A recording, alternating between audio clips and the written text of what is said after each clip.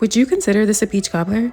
There seems to be a lot of discussion online about what is technically a peach cobbler. So let's talk about it while I show you how I made this peach cobbler. The very first step is going to be knowing the difference between a peach and a nectarine. I went to a farmer's market and bought what I thought were peaches, only to realize that they were peaches' fraternal twin, aka the nectarine. Peaches and nectarines are genetically identical except for one trait that makes the peach fuzzy and the nectarine smooth. In a baking dish, I added some softened butter and placed in the oven set to 350 to melt. While the butter was melting, I added the below listed ingredients into a bowl and mixed until combined.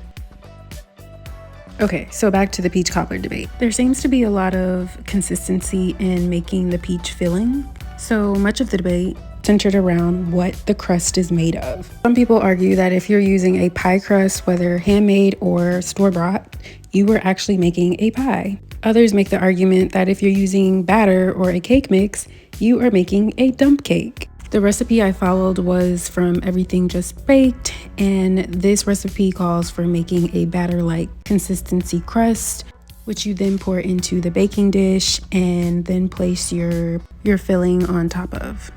This will allow for the batter to rise as it's cooking. You end up having your peaches kind of nestled into the crust with the filling underneath, if that makes sense. According to this chart, I made a peach buckle. When I asked my mom and a friend how they make theirs, they said this is not a true peach cobbler, or at least this is not how they make their peach cobbler.